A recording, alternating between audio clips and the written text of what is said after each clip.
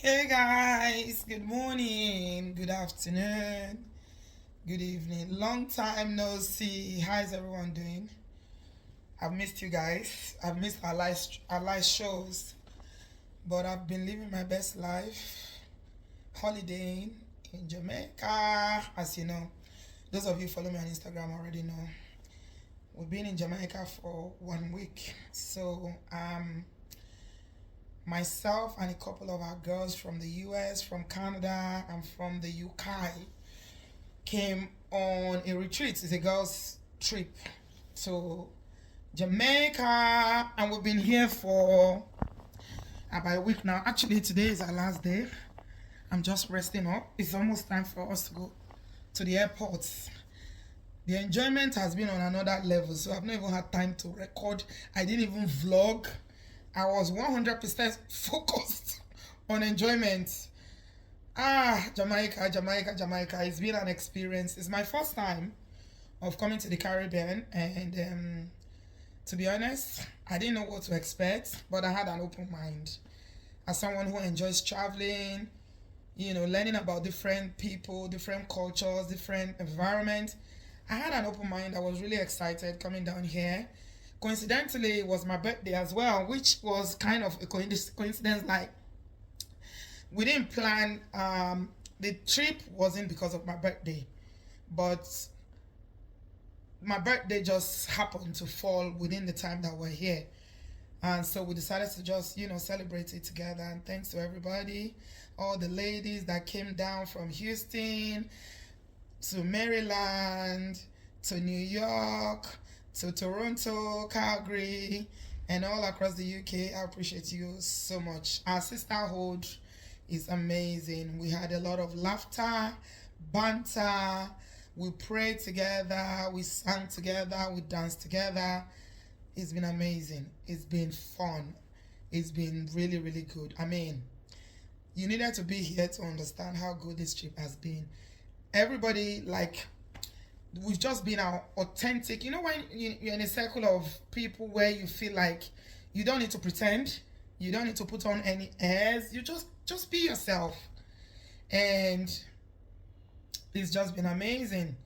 Most of these ladies I'm meeting for the first time. I'm meeting some of these ladies for the first time, but you will never know.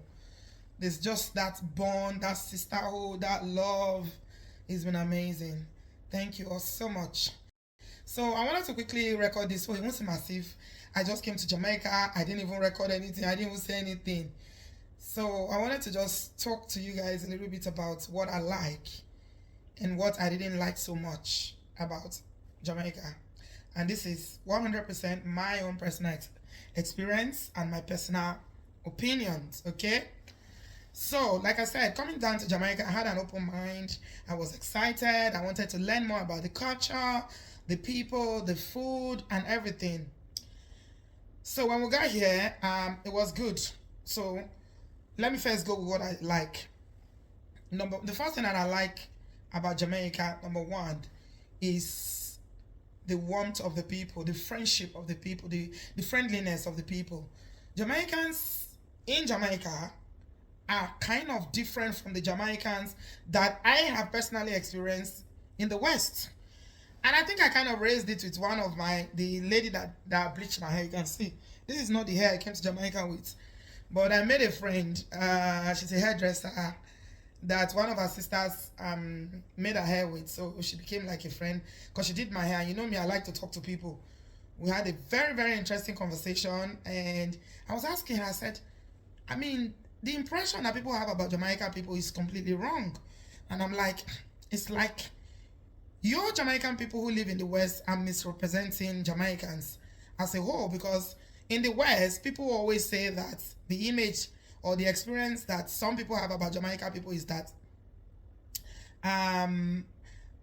some, not everybody obviously, that some Jamaican, especially women, they are aggressive, they are loud, they are, over the top, smoking, partying and all that. Does it remind you of anyone? Yes. Kind of remind me of Nigerians as well. Anyway, so I was saying to the young lady who did my hair, I was like, but In Jamaica, the Jamaicans here are so nice. I mean, initially we thought it was because we're in a resort. That's why the staff are trained. Obviously, they are very trained. They are very, very trained. The customer service is super in this resort where we stayed. But no, when we went out in the market, went to downtown, everybody we met, they are friendly, they greet you, good morning, ask you questions, where are you from? Oh, it was nice. I'm like, so why are the Jamaicans abroad kind of different in terms of attitude and the way they present themselves?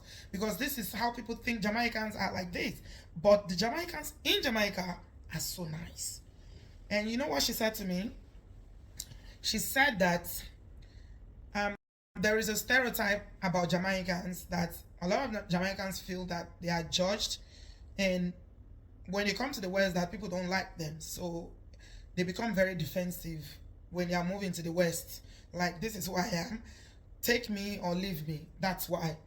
But here in Jamaica, they can be their authentic self because this is their home. This is our country. If you don't like us, F off. We don't care. So I'm like, wow. I wish every Jamaican who lives abroad can be like the ones at home, because the ones at home, I'm not going to lie, the ones I have contact with, I mean, we made so many friends. Even the waiters that work in the resort, we made friends with them, took their numbers. Some of them came to the room to braid hair for people. Very nice, very friendly, very calm, gentle. Oh my God, I was blown away. So I really, really like the friendship and that warmth that we received from, the Jamaicans that we met. Number two, what I like about Jamaica is the beauty. Jamaica, we are in Montego Bay, is beautiful. Hey, I don't even know how to describe it. Now I finally understand why the Jamaicans who live in the West always want to come home. It's better here. It's more beautiful here. The weather is nice. The food is organic. No, I'm going to get to the food. Let me not even jump and talk about the food. It is so beautiful here. So you have like this Montego Bay, when we went out, you have all the hills, like mountains, houses, and they have like all these massive mansions, like the ones you see in places like Banana Island and all the posh areas in Nigeria, in Lagos. Beautiful, and it's so green. It's so green. Everywhere is trees. It's beautiful. I love it, love it, love it. It's beautiful. And you know what? When we drove out, Montego Bay reminds me of California. I was saying to everyone, this place looks like California. It's beautiful. It's really, really beautiful. I like that. That is so beautiful, and it's so clean. That's my next point. Number three, I think Jamaicans have got to be one of the cleanest people on earth. Like, Jamaicans are so clean. They are men, they are women, they are clean in their body, in their outfits, their houses, their environment, their cars. Jamaicans are clean, very clean people. I love that. I thought it was because the few that I had contact with in London, I've always noticed that Jamaicans are very clean, because even when you go to buy food from the jerk chicken and rice and peas that we buy from the food truck, the food trucks that do lunches in London, I've always noticed that they are clean. But when I came to Jamaica, I saw that it's like a culture here. People are generally very clean here, and I like that. They are really, really clean. Clean people, clean environment. Yeah, it's really clean. I like that. What number am I? Number 4. What I love about Jamaica is the food. Hey, I think I've put on weight in the 1 week that I've been here. I've gone on holidays before where we stayed, is what they call it, all inclusive, where you pay for the food, drinks and everything, but you end up not eating the food because it's rubbish. For instance, I go to Dubai quite a lot, and whenever I go with the kids, we tend to pay for the food as well, so that kids, they want to eat all the time. But we always end up not eating the food because I don't just like the food. Most of the food in the hotels, I can't relate. Hey, but the food in Jamaica, you guys, I don't know.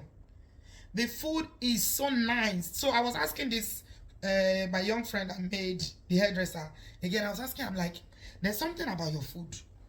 How do you marinate your food, your meat, especially that it just dissolves in your mouth? It tastes so good. You know, when meat is properly marinated, seasoned properly, it's just like, we don't use this thyme, you know, the processed thyme and all these things that we use in the West. Say, no, no, no, no, no. We grow our own vegetables, we grow our own tomatoes, and the green things that they use to marinate it. Guys, we did a boat party, and they took us to this island. I can't remember the name of the island. And some of the ladies wanted to eat.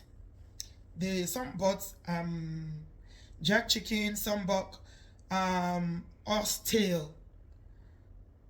When I tasted that oxtail, hey, Jineke, you know, the thing will just dissolve in your mouth. The meat falls off from the bone, and the way it is seasoned. Oh God, I'm not exaggerating. The food tastes so good. So yesterday, we're having dinner. When I went to make my hair yesterday, she was like, the young lady who made my hair was like, have you tried cow food? Cow food. They call it cow food. We call it cow leg in Nigeria. And I'm like, I don't like cow leg. She was like, no, try it. Like, really? Okay, I'm open. Let me try. So when we got back to the hotel in the evening, we're having dinner. Yesterday was Sunday. I saw something that was kind of dark. I wasn't sure what it was. So I asked the people that are making the food, because they make the food there in the restaurant while they are serving, they are making it. And I said, what's that? It was like, it's cow food. I said, okay, let me try it. Hey, you see the way we cook our cow leg is nothing compared. We don't know how to cook it at all. The way we cook our bokoto, that we'll just buy it and just cook it with other meat. No. The way they season it. The seasoning is dark, but the taste, amazing. It was soft, well seasoned. Jamaican food is good. It's good. I can't even lie. The food is amazing. It's so good. And you keep eating until you are stuffed, because the food is so good.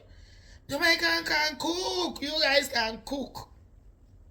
So the hairdresser said to me that if she's gonna cook like the cow food, she's not gonna just get the meat and cook it instantly.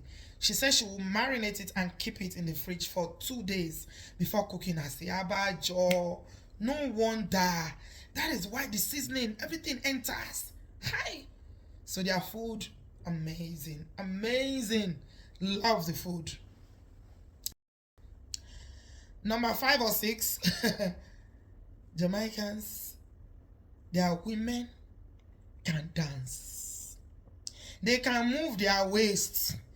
I opened my mouth like this. I was looking and say, hey, I saw it. And you know, the African women generally, or women from black African background, the way we are built, we have really good shape. Black women are beautiful. We are beautiful naturally. Like, we have the figure eight. That's what they call it, shape. Beautiful. Jamaican women is like, all of them. I'm like, I'm looking to see whether they are doing, you know, this BBL thing now. But a lot of it was natural. Because you know, you see the difference. If somebody has gone to do BBL, you will know. But this one is all natural. And I'm talking about both the ones that live here and some that came from the West on holidays. Oh my God, beautiful. And they can dance. The way women are winding their waists. When you are Mudaro. So again, my hairdresser, all my questions, I directed it to her, because I just like her spirit. She was so nice, very friendly. She was educating me about the farm. I'm 52 years old, and I felt like I knew nothing. By the time we finished the discussion, I said, hear me. I felt like a novice, like I know nothing. She was like, no. You gotta move to the music. You see the way we dance? That's how we make love. I'm like, really? She was like, you know that Papa and Mama style?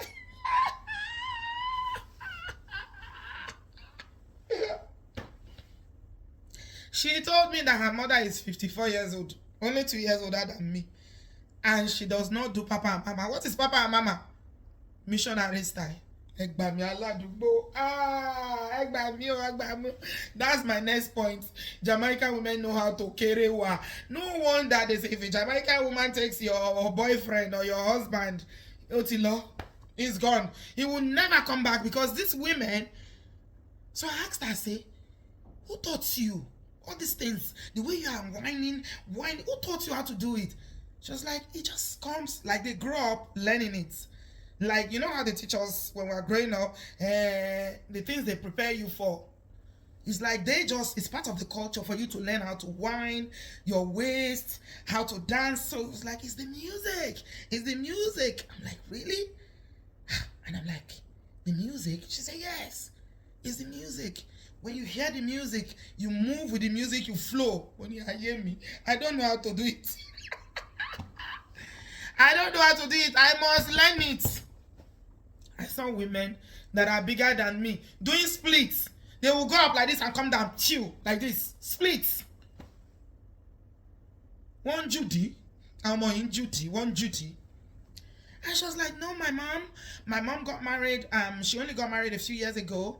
And she and her husband, they don't do papa and mama. Like, what do you mean? They don't do missionary. I say, no. That's for old people from 70. That's when you do missionary. I hear me. Oh, I hear me. I open my mouth. I said, what do you do? He said, you do different styles. Jamaican men like to be pleased. You gotta please your man, and you need to learn it. She started teaching me, telling me about how pleasing a man. I said I'm bringing her on my show. If you want me to bring her to my show, please give this video a thumbs up. I was learning. I was taking notes. She was like, a Jamaican woman, they are properly trained, like they know how to take care of a man, cook, they cook well. They know how to do kerewa well, and they are very clean. So when they got a man, and she was like, you know what? Jamaican women, that's my next point. Jamaican women don't take nonsense from men. The average Jamaican woman takes no nonsense. Again, let me go back to my tutor. She's my tutor. She's only 33 years old, but she's my tutor. She's teaching me. She was like, my mom was pregnant with me when she was 7 months, only 7 months pregnant with me, and my dad slapped her once. She took her bags, packed her things. She didn't know where she was going, and she left. She never came back. So apparently, in this country, they have zero tolerance to domestic violence. Said, no. No man's gonna slap me. And then I started telling her about the work we do on the farm TV, how abuse is so deeply rooted in our culture, how Nigerian women go and fight their husband's side chick and all that. She was like, she was shocked. She couldn't believe it. She was like, no. I was like, wow. And then she started telling me about how even the government here protects people against, DV. I was like, fantastic. Saying, no, I do the slapping. She was like, I do the slapping. No man, is ever gonna slap me. That even if the man had a violent tendency, if you have brothers, they will even be afraid of your brothers, and they will try to befriend your brothers because they know that if they do anything to you, your brothers are gonna come for them. I'm like, where I come from, yeah, some brothers are protective, but mothers usually would be the one that will encourage women to stay in marriages where, they are enduring and suffering from DV. So what I got culturally, the difference between Africans and Jamaicans is that you see the way we carried marriage on our head. They don't rate marriage the same way. Because this young lady was telling me that she's 33 years old, she's too young to marry. I'm like, what? What are you saying? In Nigeria at 26, they're already pressuring you. Like when you're 30, it's like, ooh, you're too old now. Why are you not married? She was like, no, I'm too young. No way. And then she started telling me about her boyfriend, how, she's thinking, where she doesn't even think she's ready and all that. So to them, marriage is not the goal.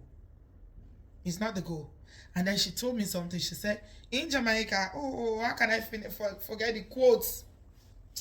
I've forgotten the quotes. She said it in the way they speak the patois. She was like, if you don't test it, You're not gonna that you like you have to test what you are going to marry. You need to test.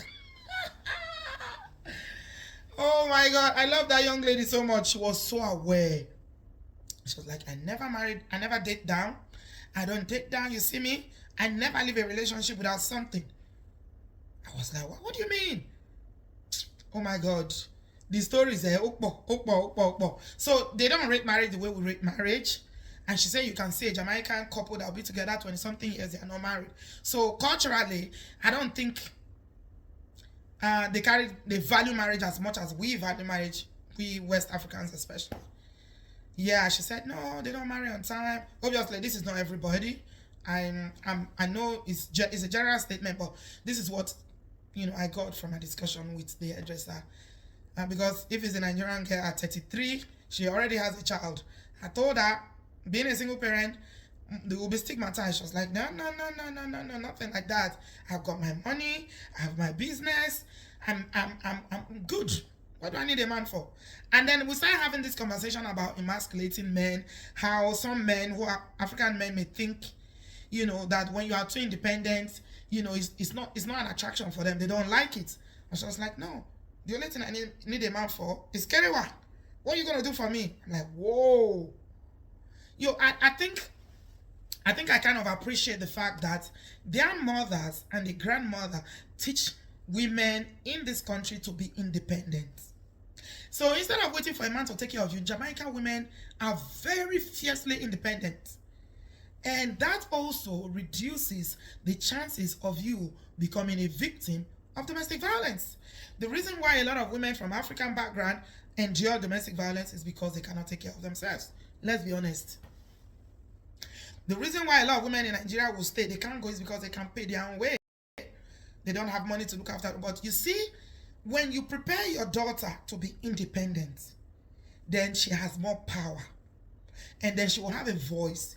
Even when she's going into a relationship or marriage, she will not be silenced because she's already empowered. So this young lady was like, I got my business, I got my own house, paid for, mortgage free, I got my own car, I got my own money. What do I need you for? So even if she wants to get married, she's coming into the marriage from a position of power. Let's be honest, abuse is all about power. Okay? So this young lady at 33 already she's in a powerful position in a way that when she's joining her life to a man, the man is going to respect her. And that, for me, was empowerment of the highest order. And I really, really value that. I appreciate that. That was good. So yeah, I love that. I love that Jamaican women are, they are powerful, they empower themselves, and they don't take rubbish. They don't. We take too much rubbish. And that's why you see now that there's all these basgos everywhere, because we're programmed to take any rubbish. Women will go and be fighting their husband's side chick.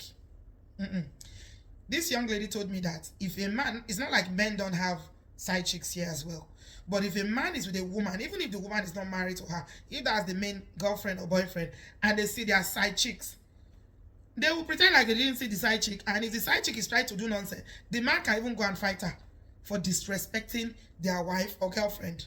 I say, wow. And she said, you see how these Jamaican men that, the ones you see who date foreigners, or they date all these people from the West and misbehave, is the ones that Jamaican women don't want. That's what she told me. She said that the real Jamaican women don't want those men because they got nothing to bring to them. That's why they run around, they run with foreigners. Wow. I stand corrected, but this is what I was told. So I was like, wow. So the Jamaican women demand a lot. Like, because they bring a lot to the table, they also want, they demand to be respected. They demand to be treated well. They also demand to be provided for by their partners, which is empowering. It's so much empowering. And yeah, I really, really like that because it's coming from a place of power. They are well empowered, and I love that. Okay. Oh, I forgot to add this. I like the fact that Jamaicans have this sense of national pride. Oh my God. I've never seen a people that are more prouder of their country. We used to say that Americans are very proud. They're always saying God's own country, oh, the land of the free, the greatest country in the world. But Jamaicans love their country. They do love their country. And no wonder, even the Jamaicans in the West, you see them. If a Jamaican is living somewhere, you will see a flag. You always see their colors. They'll put it in their cars. They'll put it in their houses. You will know. Come to Jamaica. Oh my God. These people take pride in their nationality, in their country. They have a sense of national pride that does not exist in Nigeria. Most Nigerians hate Nigerians. They're always talking down Nigeria, cursing Nigeria, calling Nigeria a zoo. I mean, every country has issues. Jamaica is not free of issues. You know, they have their own political issues. They have their own, they have their own economic issues as well. But the average Jamaican loves their country. They love. They have this national pride. Come and see the colors. And because, when people love their country, you, foreigner, have no choice but to love their country with them. So everybody is going to the store to buy a Jamaican bikini. All the Jamaicans swimwear. Did you see my bomb shot? Hello. All of us got that bomb shot, man. Yeah, man. We did. So they take pride in their country, in their colors, in their nationality. It's beautiful. I don't know if we'll ever come to that point in Nigeria, because I was asking one of the drivers that took us out, I was like, your politicians, are they corrupt? He was like, oh, they're all damn corrupt. And we're laughing. But still, it doesn't stop them. The fact that there's poverty here doesn't stop them. They still take pride in their nationality. They take pride in their country. Nigerians, all of you that are calling Nigeria a zoo, they're always talking negative and bashing Nigeria. You need to learn. Learn from Jamaicans. These people love their country. You see this green, red, black? They don't play with it. They don't play with it. So in the resort, everybody is wearing their colors. Tourism is big business here. Wow. I kept asking myself, what do they have that we don't have in Nigeria? Really, what do they have? There's nothing they have that we don't have in Nigeria. They have beach. We have beaches in Nigeria. They have good weather. We even have better weather. But how are we going to sell tourism when there's so much security issues and people don't take pride in the country? We keep bashing our country. Oh my God. I love the way Jamaicans love their country. Nigerians, you can learn from Jamaicans. Take pride in your country, because that's the only country you have. Like I always said, if you like carry all the passport in this world, you are still a Nigerian, whether you like it or not. What didn't I like so much about Jamaica? I like the weather, but it's humid. It's too humid. And so it reminds me of Dubai. Maybe it's the season, but it was too humid for me. So you end up having showers, 2-3 times a day because of the humidity. There's too much humidity. And they said it doesn't rain in Jamaica. It was raining quite a lot during the day. It was raining. So I didn't like the weather that much because it was too humid. What else didn't I like? The airport. I saw something at the airport when I was coming, which I thought was kind of weird. Their airport security was too porous. I don't know why they did that. When we're coming with our own foreign passports, we were able to scan ourselves in. And they didn't really man the immigration. So we scan the passports on the machines. They have machines that you scan yourself, and it gives you a printout, takes you a picture. And then it's the printout you just give to the guy when you finish picking your bags, and then they just look at it and let you try. I'm like, ooh, nobody will ask you any question. For me, I didn't think that was good enough, because it could potentially expose the country to a lot of things. International travel, anybody can easily come into the country. So I didn't think that was good for the country, because even in Africa, we Nigerians, as Nigerians, going into Nigeria, they will still look at your passport, scrutinize you, ask you questions. For security, I think, I don't know if it's like that all across Jamaica, but for Montego Bay, that security was very, very porous. It was poor. It was poor because anybody can get in. Anybody can get in. So I don't think that was good enough, because it's still your country. So I know tourism is a big deal here. They make a lot of money from tourism, but still, don't make it too easy for foreigners to come into your country. Another thing I didn't like about Jamaica is the fact that they use a lot of US dollars here. Okay? I don't know, maybe it's only the tourist area, like the area where we're staying, the resorts. Because I find out that when we went to downtown and we're buying things from the markets, the souvenirs, we went to get some souvenir. Like I got this bag, this Jamaican bag, I got it. We bought a lot of gift items. Those women that were selling in the shops they were pricing things in Jamaican dollars. So we ended up spending not Jamaican dollars, in US dollars. They were giving us prices in US dollars.